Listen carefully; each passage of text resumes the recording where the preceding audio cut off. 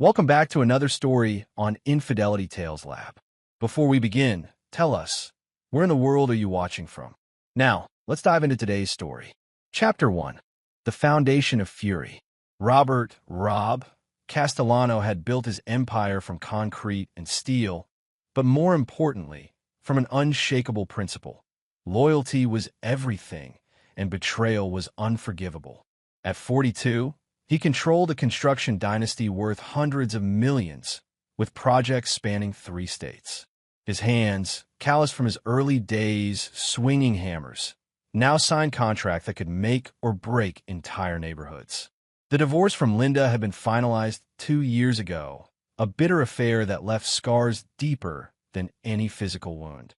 She'd taken half his liquid assets, a staggering $47 million, but Rob had hidden the true extent of his wealth behind a labyrinth of shell companies and offshore accounts. What she didn't know couldn't hurt him, but what she'd done to him would never be forgotten. Their son Tyler, now 13, was the only light in Rob's increasingly dark world. Every other weekend, the boy would stay at Rob's penthouse overlooking the Hudson River, and they'd work on model cars or discuss Tyler's dreams of becoming an architect. The kid had inherited Rob's strategic mind and attention to detail, qualities that would serve him well in the war Rob sensed was coming. "Dad, do I really have to go to this thing?" Tyler asked, adjusting his tie in the passenger seat of Rob's black Porsche Cayenne. They were heading to the River Club, an upscale venue where Linda was hosting a pre-wedding gathering for her upcoming nuptials. "Your mother specifically requested you be there, son. We honor our commitments, even when they're uncomfortable." Rob's grip tightened on the steering wheel. The invitation had been a surprise. Linda rarely included him in anything anymore. Her upcoming marriage to some businessman named David Morrison was supposed to be her fresh start, her escape from the toxic influence of her ex-husband. Rob had done his homework on Morrison. 45 years old, divorced twice, claimed to run import-export businesses across several states. Clean background check, decent financials, no obvious red flags. Still, something fell off. In Rob's experience, people who appeared too clean usually had the dirtiest secrets. "I just don't get why she wants you there, too," Tyler muttered, staring out the window at the approaching venue. "She hates you." "Your mother doesn't hate me, Tyler. She fears me. There's a difference." Rob's voice carried the cold certainty of a man who'd learned to read people's deepest motivations. Fear keeps people honest, or at least it keeps them careful. The River Club sat on a bluff overlooking the water, its colonial architecture speaking of old money and older secrets. Rob had actually helped finance the renovation 3 years ago, another fact Linda probably didn't know. As they walked toward the entrance, Rob noticed Tyler's pace slowing, his shoulders tensing. "You okay, kid?" "Yeah, can we make this quick?" Rob studied his son's profile. Tyler was usually eager to see his mother, despite the complicated family dynamics. Tonight felt different. The boy seemed nervous, almost frightened. Rob filed the observation away. In his world, fear was information, and information was power. The lobby buzzed with Linda's usual crowd: art gallery owners, fashion designers, and trust fund kids who'd never worked a real day in their lives. Rob moved through them like a shark through minnows, his presence commanding respect even from those who pretended to despise him. He'd worn his best charcoal suit, the one that made him look like he could buy and sell everyone in the room without checking his bank balance. Linda appeared near the bar, radiant in a cream-colored dress that probably cost more than most people's cars. At 38, she maintained the elegant beauty that had first captured Rob's attention in college. Her auburn hair was styled in perfect waves, and her smile was practiced and warm, at least until she saw him. "Robert, thank you for coming." Her voice carried the polite chill of expensive diplomacy. "Wouldn't miss it, Linda. Where's the lucky man? I'm eager to meet the person who finally captured your heart." The words carried just enough sincerity to hide the blade beneath them. Before Linda could respond, Tyler grabbed Rob's arm with surprising force. The boy's face had gone pale, his eyes wide with something that looked disturbingly like terror. "What's wrong?" Rob asked, his paternal instincts overriding everything else. Tyler's voice came out as a trembling whisper. "We're leaving now." He grabbed Rob's hand and began pulling him toward the exit with desperate urgency. Tyler, what? Now, Dad. Please. Chapter 2. The Face of Truth. Rob allowed his son to drag him outside, every parental alarm bell in his head screaming. In 13 years, he'd never seen Tyler this scared. Not during thunderstorms, not when he'd broken his arm falling from a tree, not even during the worst fights between Rob and Linda before the divorce. They reached Rob's car in silence, Tyler's hands shaking as he fumbled with the door handle. Rob helped him into the passenger seat, then slid behind the wheel, not starting the engine, but turning to face his son directly. Tyler, talk to me. What happened in there? The boy was staring straight ahead, his breathing shallow and rapid. When he finally spoke, his voice cracked with emotion. Do you know who Mom's fiancé is? The question hit Rob like a physical blow. Something in Tyler's tone, the way he said fiancé like it was a curse word, made Rob's blood run cold. His name is David Morrison. Beyond that, no. Should I? Tyler turned to face him, tears starting to form in his eyes. Dad, that's not his real name. That's Danny Martinez. He used to be your best friend. The world seemed to tilt on its axis. Danny Martinez. Rob hadn't heard that name spoken aloud in over 15 years, but it still had the power to transport him back to the worst period of his life. Danny, his college roommate, his best man, his business partner in those early days when they'd been young and hungry and foolish enough to trust each other completely. Danny, who'd stolen not just money from their first construction project, but Rob's girlfriend at the time. Danny, who disappeared one night with their company's seed money and Rob's fiancée, leaving behind only debts and betrayal. Danny, who Rob had sworn to destroy if he ever saw again. You're sure? Rob's voice was barely above a whisper. Tyler nodded miserably. He recognized me first. At Mom's book club meeting last month. He kept staring at me, and then he asked Mom about my last name. When she said Castellano, he got this weird look. Then he started asking questions about you. What you did for work, where you lived, if you ever talked about your college friends. Rob felt something dark and familiar awakening in his chest. The same cold fury that had driven him to build his empire brick by brick, deal by deal, victory by ruthless victory. But this was different. This was personal in ways that transcended business or money. Did he say anything to you directly? He tried to be friendly, kept asking about school, about our weekends together. But there was something wrong about it, like he was studying me. Tyler wiped his eyes with his sleeve. Mom doesn't know, does she? About who he really is. Rob started the engine, his mind already racing through possibilities and plans.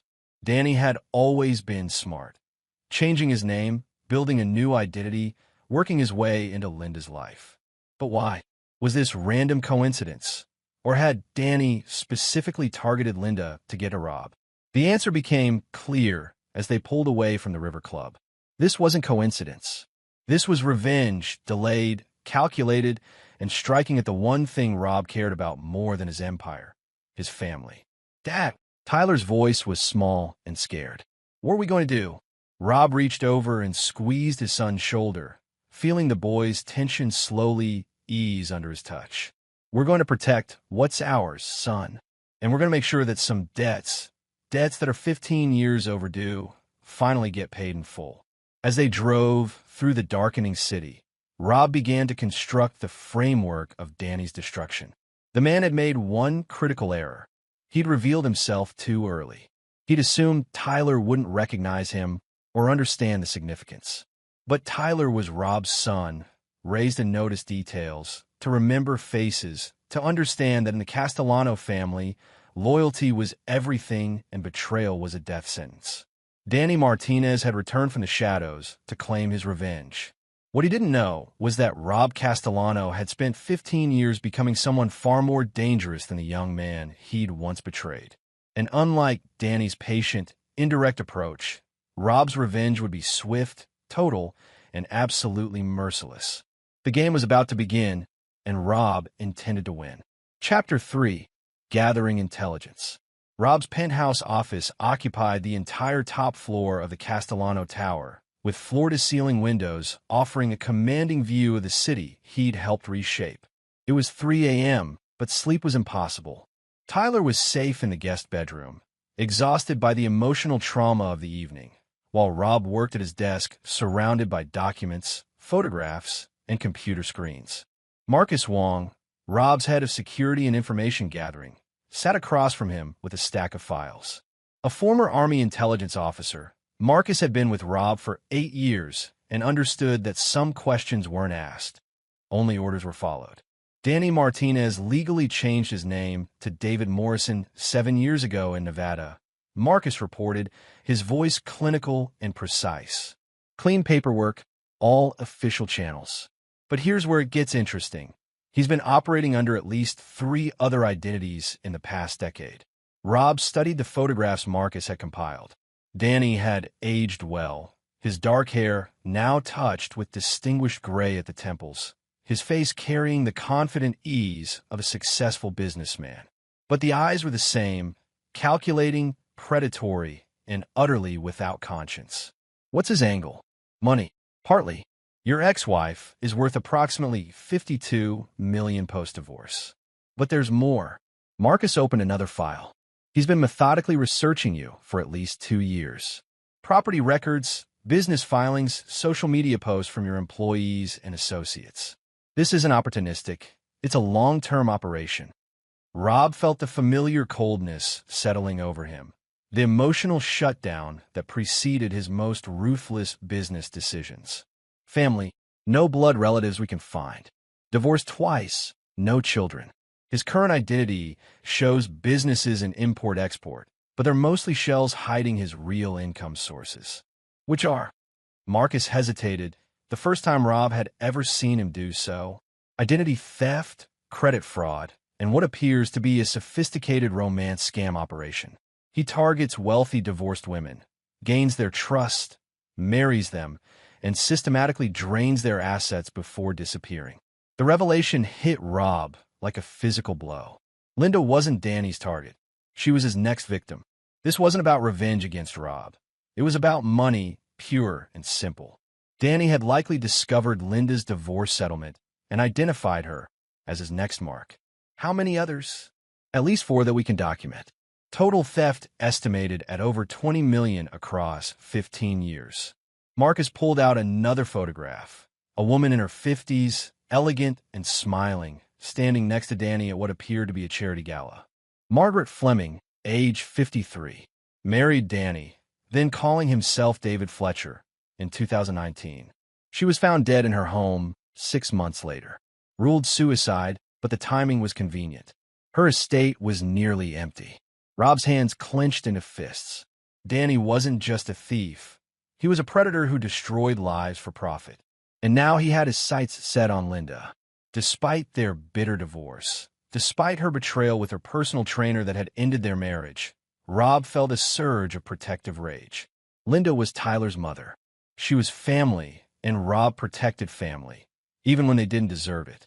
"I want everything," Rob said, his voice carrying the deadly calm that his enemies had learned to fear. "Bank records, travel patterns, associates, weaknesses. And I want it yesterday, already in motion." "But Rob," Marcus leaned forward, his expression serious. "This guy is smart. He's been operating for 15 years without being caught. If he realizes we're onto him, he'll run." "I know."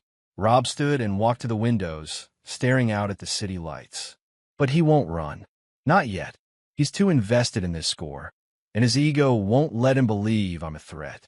He thinks I'm the same stupid kid he betrayed in college." Rob's reflection stared back at him from the window, a man hardened by years of brutal competition, someone who'd learned that mercy was weakness and forgiveness was surrender. Danny Martinez had taught him that lesson 15 years ago, and now he was about to learn the consequences of that education. "What's the play?" Marcus asked. Rob turned back to his security chief, a cold smile spreading across his face. "Danny wants to steal my ex-wife's money and disappear. We're going to let him think he succeeded, right up until the moment we destroy everything he's built, everyone he's hurt, and every future he thought he had. And if Linda gets caught in the crossfire?" Linda made her choices. She chose to divorce me. She chose to take half my assets. And now she's choosing to marry a predator. But she's still Tyler's mother. Rob's voice carried the finality of a judge pronouncing sentence. "We save her from Danny, but we make sure she understands exactly who protected her.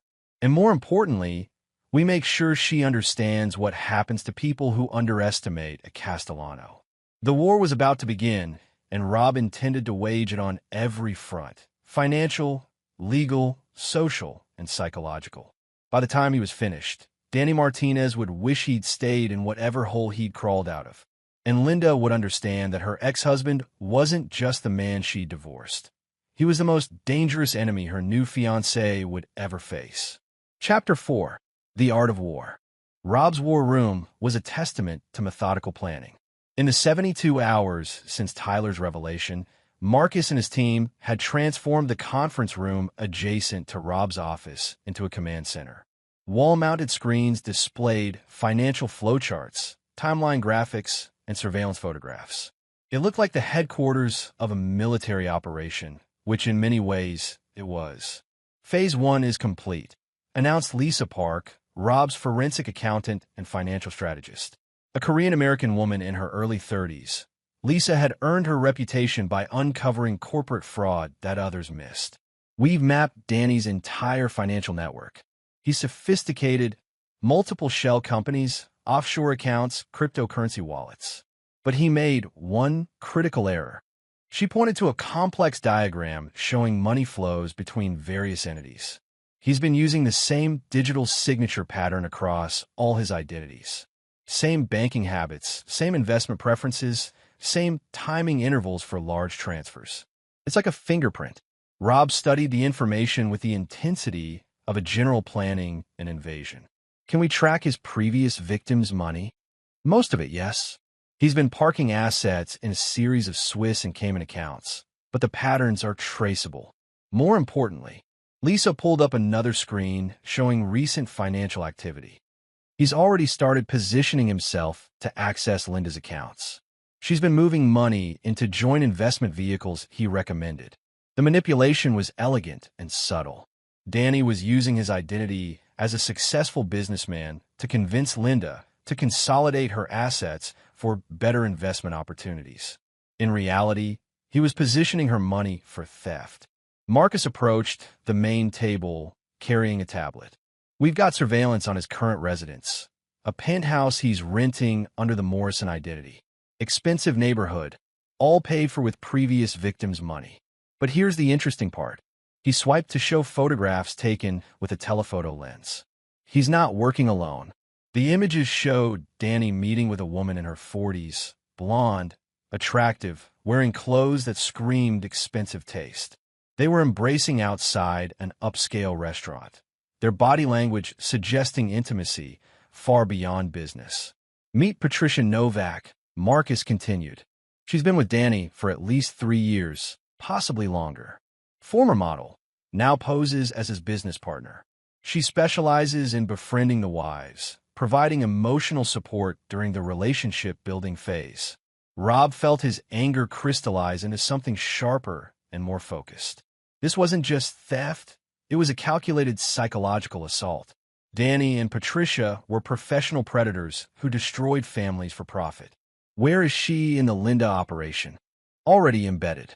Patricia joined Linda's book club 6 months ago, positioned herself as a confidant. She's been encouraging Linda to trust her heart and embrace new possibilities. Classic emotional manipulation. The scope of the operation was staggering. Danny and Patricia had been preparing for over a year, carefully constructing the perfect trap. They'd studied Linda's psychological profile, identified her vulnerabilities, and executed a sophisticated long-term con. But they'd made one fatal error. They'd underestimated Rob Castellano. "Lisa, I want you to prepare forensic financial reports on every one of Danny's previous victims. Documentation that will hold up in court. Marcus, I need complete surveillance, 24/7 coverage, phone taps, if possible, financial monitoring. And I want background checks on anyone they've contacted in the past 6 months." "What about Linda?" Marcus asked. "Do we warn her?" Rob considered the question. Warning Linda would be the ethical choice, but it would also alert Danny that his cover was blown. The predator would disappear, and other potential victims would remain at risk. More importantly, Rob's revenge required Danny to complete his approach. Only when the man was fully committed, when he'd revealed all his methods and associates, could Rob destroy him completely. Not yet. Linda thinks she's in love, and women in love don't listen to warnings from ex-husbands they despise. Danny would convince her I was lying, trying to sabotage her happiness. We let them proceed with their plan until they're completely exposed. Rob walked to the window, staring out at the city where somewhere Danny Martinez was preparing to steal his son's mother's fortune. The irony wasn't lost on him. Rob was about to protect the woman who'd betrayed him from the man who'd betrayed him first. But this wasn't about Linda. This was about justice, about settling a debt 15 years in the making. Danny had taught Rob that loyalty was weakness and trust was currency to be stolen. Now Rob would teach Danny what happened when someone with unlimited resources and absolutely no moral constraints decided to wage war.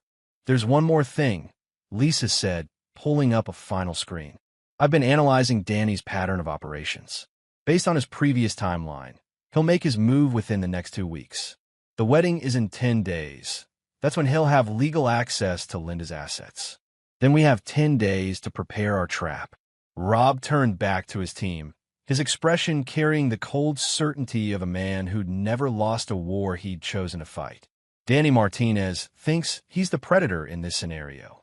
It's time to show him what it feels like to be prey. Chapter 5. Setting the Snare. The Harbor Club was Linda's favorite restaurant, an upscale establishment overlooking the marina where she'd often brought clients during her interior design career. Rob arrived 30 minutes early, choosing a corner table with clear sight lines to all entrances. He'd invited Linda to lunch under the pretense of discussing Tyler's upcoming school enrollment, but his real agenda was far more complex. Linda arrived precisely on time, as always. She moved through the restaurant with the confident grace of someone accustomed to being noticed, her emerald dress complementing her auburn hair perfectly. Rob stood as she approached, noting the slight tension in her posture. She was nervous about this meeting. "Robert, you look well." She accepted his gesture to seat her with the polite distance of former intimates who'd learned to navigate around old wounds. "As do you. How are the wedding preparations progressing?" "Wonderfully. David has been."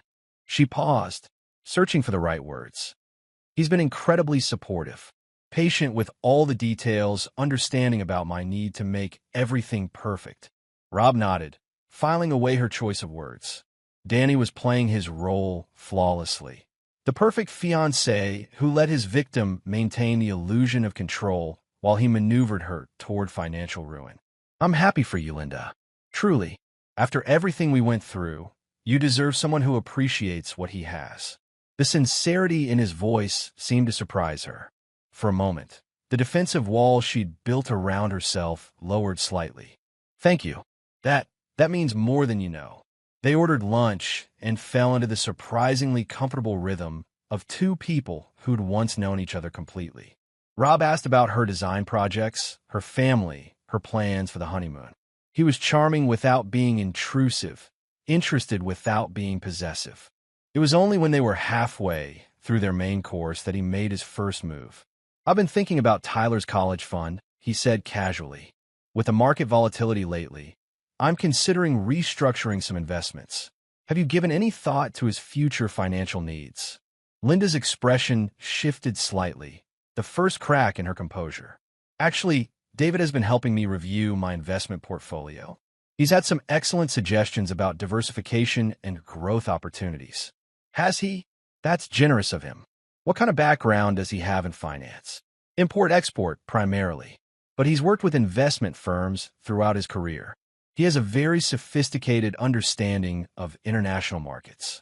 Rob nodded thoughtfully, mentally noting how Danny had positioned himself as a financial expert while keeping his claimed background vague enough to avoid detailed scrutiny. "Well, I'd be interested in hearing his thoughts. Perhaps we could all meet, discuss Tyler's future, ensure we're coordinated in our planning. After all, regardless of our personal history, we both want what's best for our son." The suggestion clearly made Linda uncomfortable.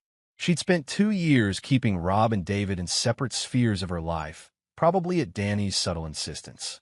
I'm not sure that's necessary. David and I have everything well in hand. I'm sure you do.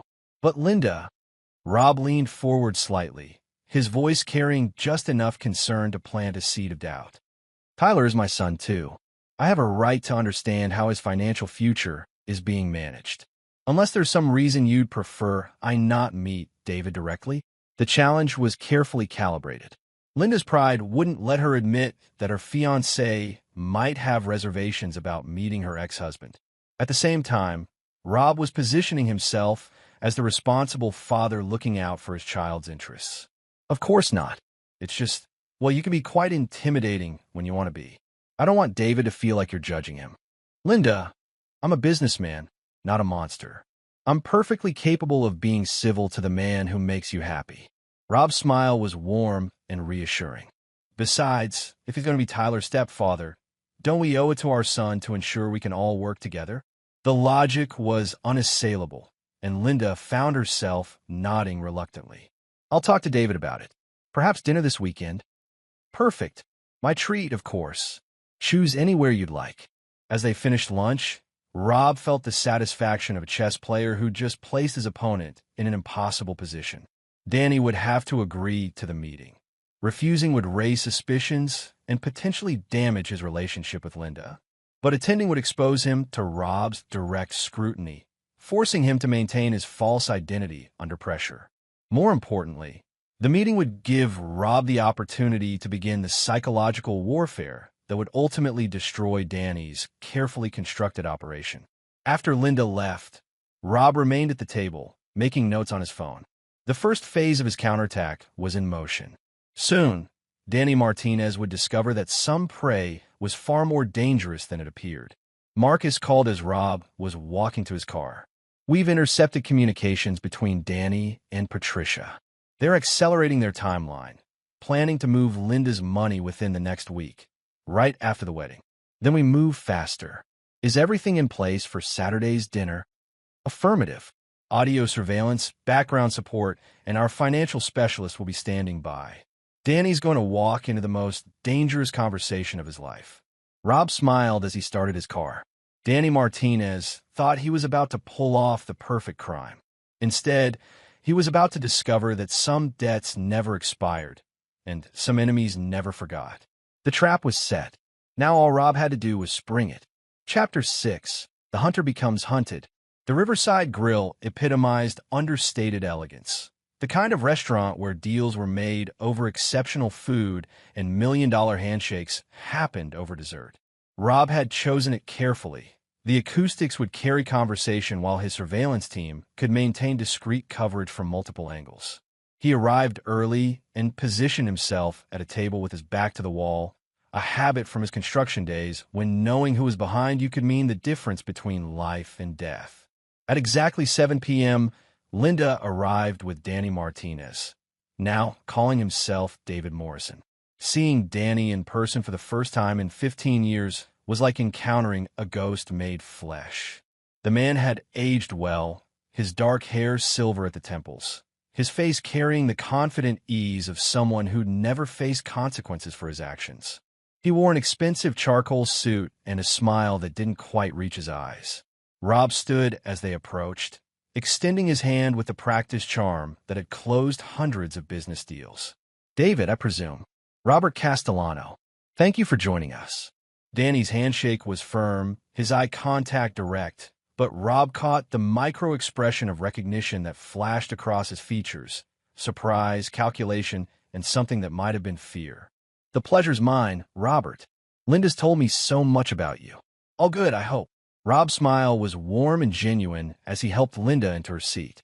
Though knowing my ex-wife, probably not entirely. The dinner began with careful politeness, each man taking the other's measure, while Linda played the role of nervous mediator. Danny was smooth, deflecting personal questions while presenting himself as successful but not ostentatious, confident but not arrogant. Linda mentioned you're an import-export, Rob said as they studied the wine list. That's a fascinating business. What regions do you primarily work with? primarily Southeast Asia and Eastern Europe. Electronics, textiles, some specialty manufacturing. Danny's answer was practiced, containing just enough detail to sound credible without being verifiable. Challenging markets. The regulatory environment alone must be incredibly complex. Rob selected a wine he knew cost more than most people's monthly salary. I've had some experiences with international business myself. The cultural nuances can make or break a deal. For the next hour, Rob played the perfect host, engaging, interested, seemingly impressed by Danny's carefully constructed credentials. He asked detailed questions about trade regulations, shipping logistics, and market conditions, watching as Danny navigated the conversation with increasing discomfort. The man was good, but not good enough. Rob had spent 15 years learning to read people's weaknesses, and Danny's tells were becoming clear. He touched his watch when lying, shifted his weight when uncomfortable, and his vocabulary became more formal when he was uncertain. "Tyler seems to have taken to you well," Rob said as their main courses arrived. "That's important to me. My son's approval isn't given lightly." Danny's expression flickered almost imperceptibly. "He's a remarkable young man, very perceptive for his age. He gets that from his mother, and perhaps from spending so much time around adults. He notices things others might miss." Rob cut his steak with surgical precision. Details, patterns, faces. Sometimes it's almost uncanny. The threat was subtle but unmistakable. Rob was letting Danny know that Tyler might have recognized him, without making any direct accusations. It was psychological warfare at its finest, creating doubt and fear without providing a target for retaliation. Linda, oblivious to the undercurrents, began discussing wedding details. As she spoke about flowers and catering, Rob watched Danny's behavior carefully. The man was calculating odds, assessing risk, trying to determine if his cover was blown. "I understand you'll be honeymooning in Europe," Rob said. "That sounds wonderful. Switzerland is particularly beautiful this time of year." Danny's wine glass paused halfway to his lips. Switzerland, where several of his hidden accounts were located. It could have been coincidence, but Rob's tone suggested otherwise. "We haven't finalized our itinerary yet," Danny replied carefully. "Of course. So many options to consider. Banking capital of the world, I've heard. Very discreet financial institutions for those who value privacy." The conversation continued with Rob systematically probing every aspect of Danny's fabricated identity. He discussed import regulations that didn't exist, mentioned trade agreements that had been repealed, and referenced market conditions that were completely fictional. Danny caught some of the traps, but missed others, each mistake carefully noted by Rob for future use. As dessert arrived, Rob made his final move of the evening. "David, I have a proposition for you. I'm developing a new resort complex in the Caribbean, high-end, very exclusive. I could use someone with your international experience to handle procurement and logistics. The position would come with significant equity participation." Danny's eyes widened slightly. The offer was tantalizing, exactly the kind of opportunity a legitimate businessman would jump at, but also precisely the kind of exposure a criminal couldn't afford. "That's very generous, Robert, but I'm not sure my current commitments would allow. Think it over. No rush, though opportunities like this don't come along often." Rob's smile was predatory now, though still pleasant enough not to alarm Linda. "I've found that successful partnerships are built on trust and mutual understanding. Don't you agree?" Danny nodded stiffly, understanding that he was trapped. Accepting Rob's offer would expose him to scrutiny he couldn't withstand. Declining would signal that he had something to hide. As they prepared to leave, Rob shook Danny's hand again, holding it just a moment longer than necessary. "It's been illuminating meeting you, David. I have a feeling we'll be seeing much more of each other in the future." Walking to the parking lot, Rob felt the satisfaction of a predator who'd successfully stalked his prey. Danny Martinez now knew that his cover was blown, his operation compromised, and his enemy fully aware of his presence.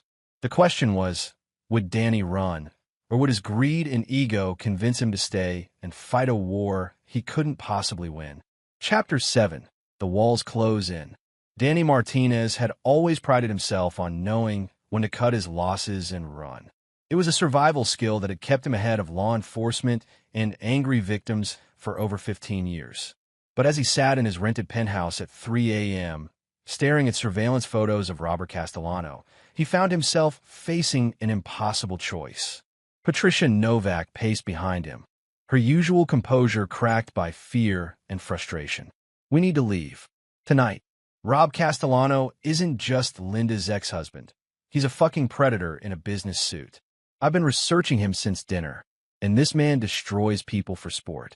Danny studied the financial reports spread across his glass coffee table. Linda's assets were finally within reach. Joint accounts established, investment vehicles in place, legal documents signed.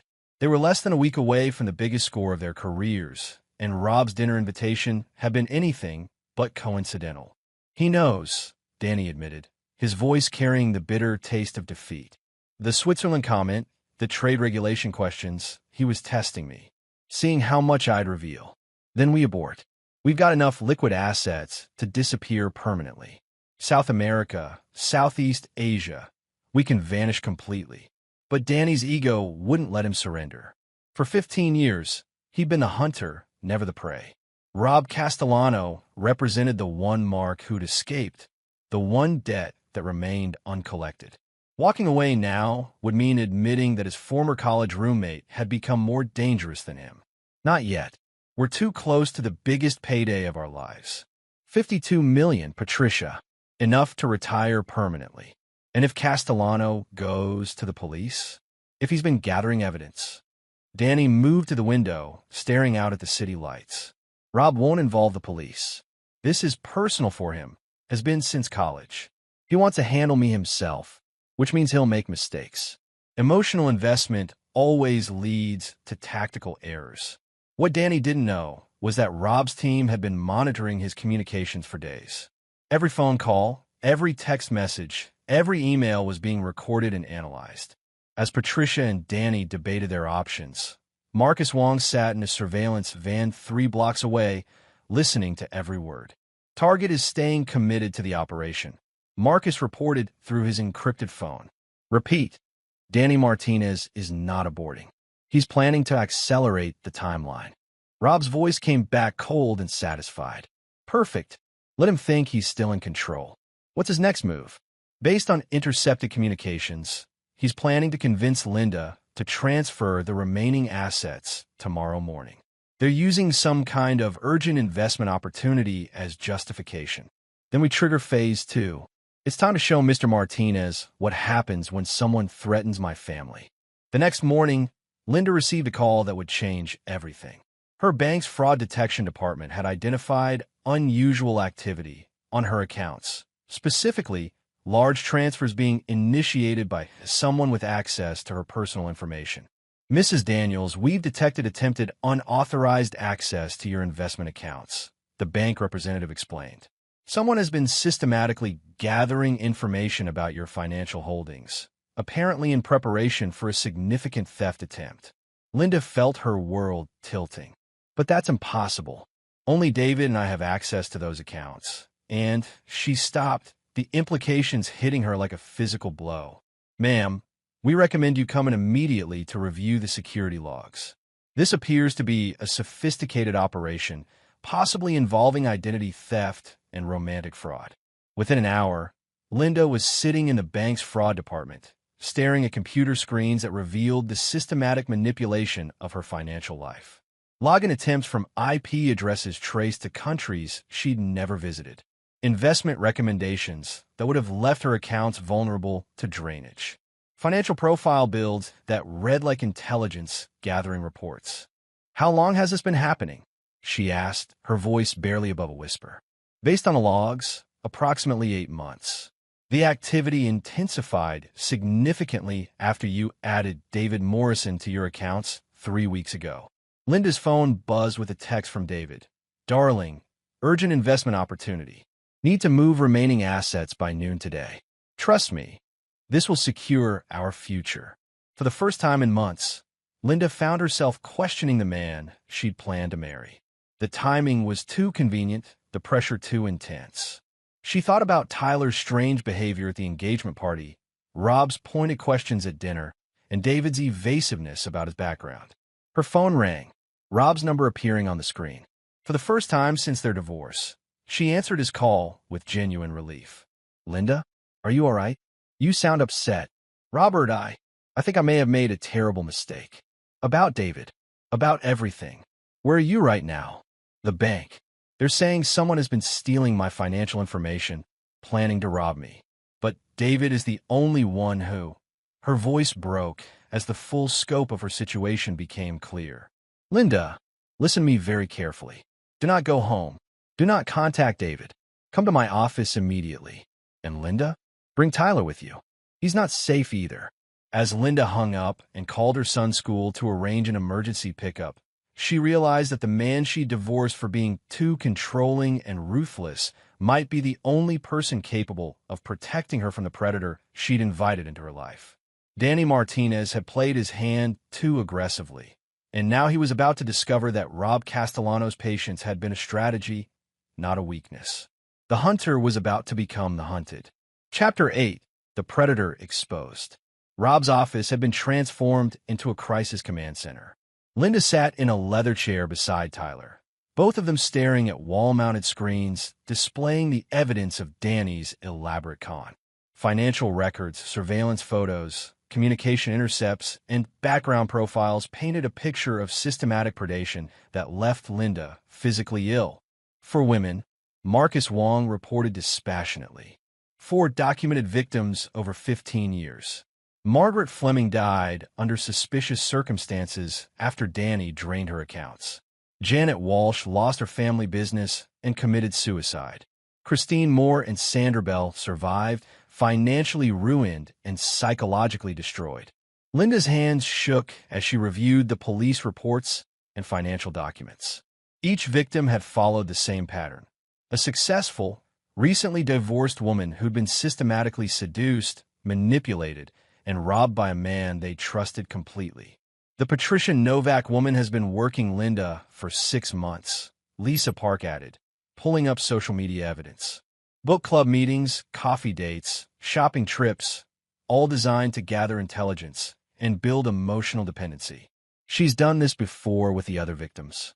Tyler sat quietly beside his mother, his 13-year-old mind struggling to process the scope of deception they'd uncovered. "Mom," he said softly, "I tried to warn you. At the engagement party, I recognized him from old photos in Dad's college stuff." Linda turned to her son with tears in her eyes. "Why didn't you tell me directly?" "Because you wouldn't have believed me. You would have thought Dad put me up to it." Tyler's observation was painfully accurate. Linda's distrust of Rob had made her vulnerable to manipulation by others. Rob remained standing throughout the briefing, his posture radiating controlled fury. Danny Martinez had spent months targeting his family, manipulating his son, and planning to destroy the mother of his child. The fact that Linda had betrayed Rob during their marriage was irrelevant now. She was family, and family was protected at any cost. "What do we do now?" Linda asked, her voice small and frightened. "The wedding is in 3 days. David expects me to transfer the remaining assets today. If you don't, he'll know we're on to him and disappear," Rob finished. "Which is exactly what we're going to prevent." Rob moved to the central screen, pulling up a complex flowchart that outlined the next phase of his operation. "Danny thinks he's closing in on the biggest score of his career. We're going to let him think he's succeeded, right up until the moment we spring our trap." The plan was elegant in its brutality. Linda would proceed with the asset transfer as scheduled, but the money would flow into accounts controlled by Rob's team rather than Danny's offshore network. Meanwhile, Rob's investigators would trigger coordinated law enforcement actions against Danny's previous crimes, freezing his existing assets and exposing his network of false identities. "But what about the wedding?" Linda asked. "He's expecting—" "The wedding will proceed as planned," Rob said coldly, "right up until the moment Danny Martinez is arrested for fraud, identity theft, and murder." The room fell silent as the implications sank in. Rob wasn't just planning to stop Danny. He was orchestrating the man's complete destruction in the most public and humiliating way possible. Marcus pulled up another screen showing surveillance footage from Danny's penthouse. Target is growing increasingly agitated. We've detected multiple calls to offshore contacts, apparently preparing for a rapid exit strategy. But he's committed to staying until after the wedding. His greed is going to destroy him, Rob observed with satisfaction. Danny always had more ambition than sense. 15 years ago, he could have stolen 100,000 and disappeared. Instead, he got greedy and took everything. Now he's making the same mistake again. Lisa handed Linda a series of legal documents. These will transfer your assets into a protected trust structure. Danny will see the movement of funds he's expecting, but the money will be completely beyond his reach. Meanwhile, we'll be documenting his theft attempt in real time. What about Patricia? Tyler asked, showing more strategic thinking than many adults Rob had worked with. Patricia Novak will be arrested simultaneously with Danny. We've identified her role in the previous victims' cases, including her involvement in Margaret Fleming's death. She's facing multiple murder charges across 3 states. Rob watched Linda process the magnitude of what they'd uncovered. Her fiancé wasn't just a thief. He was part of a murder-robbery team that had destroyed multiple families. The wedding she'd been planning was actually an execution date for her financial life and possibly her physical safety. "I'm sorry, Robert," Linda said quietly. "For everything. For not trusting you about David, for not listening to Tyler, for all of it." Rob's expression softened slightly. "You don't owe me an apology, Linda. You owe our son an explanation for why you nearly married a predator. But that's a conversation for after we finish destroying Danny Martinez." His phone buzzed with a text from Danny. "Robert, thank you for the dinner invitation. I've been thinking about your resort proposal. Perhaps we could discuss it further this weekend." Rob showed the message to the room. "He's trying to get close to me, probably planning some kind of double cross." Danny always thought he was the smartest person in the room. "What do you respond?" Marcus asked. Rob's smile was absolutely predatory as he typed his reply. "Of course, David. Why don't you come to the wedding? I'll make sure it's a day you never forget." 3 days later, Danny Martinez would discover that some enemies never forgave, some debts never expired, and some predators eventually became prey. Chapter 9. The Reckoning. The Fairmont Grand Ballroom was resplendent with white roses, crystal chandeliers, and the kind of elegant excess that spoke of unlimited budgets and meticulous planning. 200 guests filled the ornate space, unaware that they were about to witness the most elaborate takedown in the city's criminal history. Danny Martinez stood at the altar in his custom tuxedo, his smile confident and predatory as he watched Linda walk down the aisle. In his mind, he was moments away from legally accessing $52 million and completing the greatest con of his career. What he didn't know was that Rob Castellano had turned his wedding into a trap 15 years in the making.